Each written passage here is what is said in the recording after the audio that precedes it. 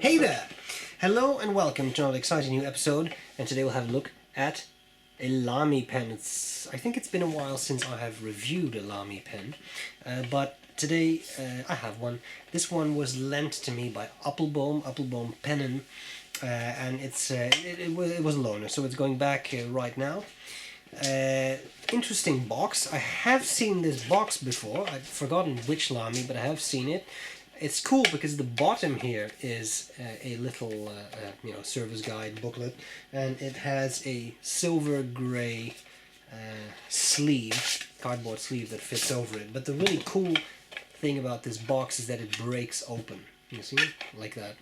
And then you have a little clasp in it that holds your pen. Now, I didn't put the pen in because it's a metal pen. I'm a little scared this may scratch the surface of the pen. The clasp is very tight.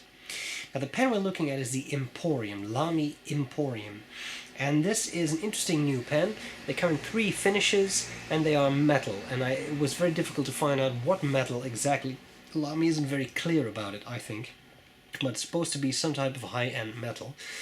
And I think there's a lot to say for this pen. It has some really nice features. So I'm going to cover the parts of the pen. I'll tell you what I like about it, what I don't like about it, and then I'll do a writing sample.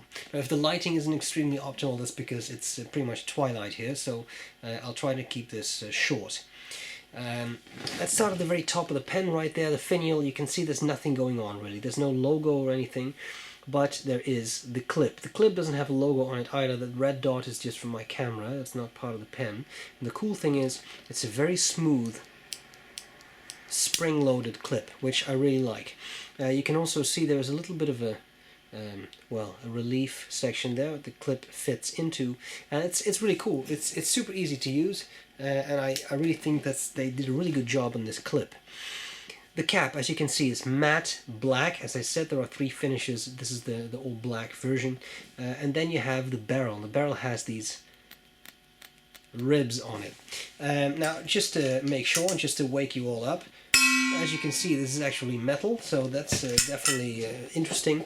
End of the barrel, you have this little, also highly reflective, very polished.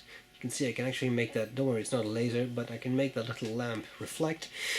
So that's quite nice. You unscrew the cap and then you get this ribbed section. The Lamy went for contrast in this model, they say, and indeed you have the ribs, in this case horizontal on the barrel and vertical on the section. I can immediately see how you would think, aren't they sharp? Because the section is metal too. Well, actually not. They're very well rounded off, and I think this is aesthetically very pleasing. The rib at the bottom here is much thicker than the ones at the top, so it's really well done. Really cool, of course, is this nib. It's a gold nib, and people have asked us whether these are actually just strips of gold in a steel nib. Now, as I understand it, and I could be wrong, but this is what Lamy says, I think, they are completely gold nibs, but they are plated. So there is gold now plated. But I could be wrong. What is certain is that the strip inserted there is yellow gold, and this the rest of the nib really matches the black look of the pen. It says F for fine, 14K 585 for the gold content, and then Lamy on there. So very simple nib. Yes, I have tried it. You can take this off and you can put it on your Safari. Why you would want to do that's a whole different matter, but in theory that is a possibility. The pen is converter fed, so it's just Lamy cartridges or one of these converters. That's not the most spectacular system in the world, but it will work well. Barrel fits back in there, or on there, and the pen caps. Now, what do I like about it? What do I not like about it? There's a few things about this pen that I really like, and that's the eye for detail. The clip is great. It works really well, and that's very pleasant to use. The nib, I think, looks great. The shiny black and then the gold strip, it looks cool. It almost looks, I'm sorry, I hate to say this, but it looks like something from Star Wars. You know, it's a very fancy thing. You could see this being a part of Darth Vader's outfit or something. And I think it's really cool. It feels cool. Also, because of the metal, it's matte, so it's a matte black, except for the nib, which is shiny and reflective. That end cap and the clip, the rest of it is all matte, and that contrast works really well. So I think this is a very, very cool finish. I also like the fact that you can post it. It has a lip right there at the end of the barrel, but to be honest, although it is very secure, the pen gets really big when you post it and very top heavy because of all the metal up there. So that's something I don't like so much. I do find the section very comfortable, as I said before, and also the ribs here very nicely rounded off. They're not at all sharp. I like all of that.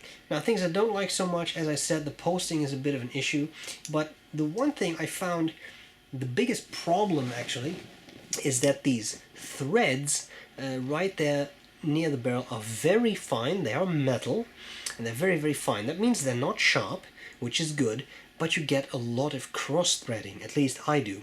So when you when you cap the pen, it happened right there. If you don't align the threads perfectly well, you end up with something like this, with the cap just not fitting and being slightly skewed.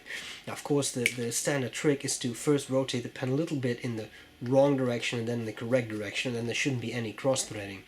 But even so, on a pen like this, I would love to see that, you know, maybe smooth out a little bit so that you won't have that issue, because I have opened and closed this a lot, and I would say that about on at least 33% of the times I do that, I get cross-threading, which I think is a problem. The final thing is, this is by no means a cheap pen. I think it's €375, so that's actually very expensive for a cartridge converter filled pen. Yes, you do get a gold nib for that price, but let's face it, that's a pretty tiny nib. I mean, this is what, maybe number 5 size. It's one of those Lamy folded nibs, so it's not even that big. I don't think it's that special. It writes really well. I have had no issues. It's well tuned. It's a fine nib. It writes without hiccups or startup issues, so that's really cool. But in all, I think the pen is pricey for what you get. Now, as I understand it, there is titanium used in this PVD coating, and as I understand it, those are not the cheapest materials. Titanium is not a very cheap material to work with. It's also hard to work with, literally. So I understand that would boost the cost a bit. Even so, it's a very cool pen. I think it's a bit pricey, but of course, you know, to each his own. One thing I forgot to mention, a small detail, is that there's actually Lamy on the clip there, as you can see, right at the top. Okay, so there you have it. I'm not going to give you measurements. Measurements I'll put on the website. You can go to StephenBrown.com, find the post of this review, and you will find the measurements. You'll also find high-resolution pictures of the writing sample there, as well as the pen. Joost, for Appelboom Pennen, thanks a lot for lending me this pen. It's coming right back to you. Guys, I hope this was useful, and I'll gladly see you later. Bye-bye. Okay, so here we go with the Lamy Imporium. The nib is F, and the ink is St. Dupont Blue. A royal blue I've really been into lately. And if we write, we can definitely feel feedback from the nib.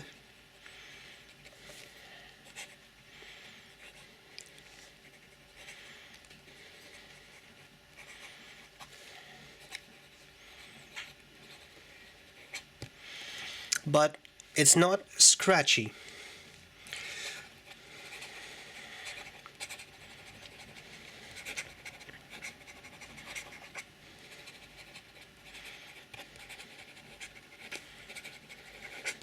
Fast writing, no skipping, nice, reliable, consistent ink flow.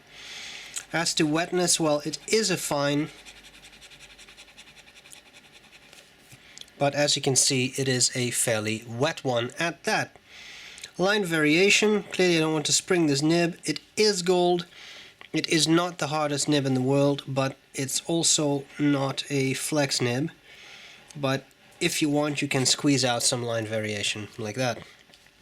You can also do reverse writing, but as you can see, I mean, this is already a fine. It gets ultra fine and the nib will run dry. So this is not a nib type that I think is very suitable for upside down writing. So, there you have it. Appelboom Pennen, thanks a lot for lending me this pen. It's coming back to you right now. Guys, I hope this was useful, and I'll gladly see you later.